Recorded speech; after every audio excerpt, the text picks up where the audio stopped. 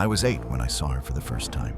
It was late summer, just after sunset, and I was playing in my grandparents' yard. They talked on the porch while I kicked my ball too far. I went to get it when I noticed something on the other side. A shape. Tall, too tall. Slowly, a hat rose above the leaves, then shoulders, then a face that didn't look quite right.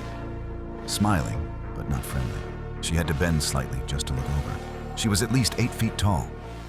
I ran inside screaming. My grandparents didn't ask questions. They didn't look outside. They just went pale. My grandmother grabbed my arm. My grandfather locked every door in the house.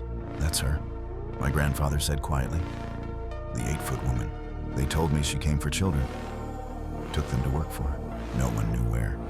No one ever saw them again. She only walked the town at night, and she only hunted the ones who saw her. They rushed me into the guest room, lit incense until the air burned my lungs. They locked the door from the outside.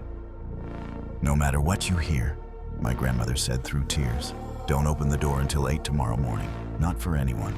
I nodded, shaking. At exactly 4:00 I heard my grandmother's voice, sweet, calm, right outside the door. "Honey," she said, "you can come out now. Everything's okay." I stood up.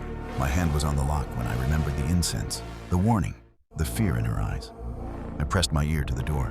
The voice stopped. The handle began to shake violently. Something growled, low and angry, and I heard breathing that was far too deep. It didn't belong to my grandmother. The door bowed inward, wood creaking under pressure. I didn't move. I didn't breathe. When the clock finally hit 8, the shaking stopped.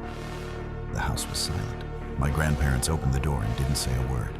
They rushed me into the car and drove straight through the night to the coast. At the docks, a ship was waiting, already full of children from towns like mine. No parents, just grandparents, aunts, uncles, people trying to save what they could. As the ship pulled away, I looked back toward the land, far down the shore. I saw a tall figure standing perfectly still, watching.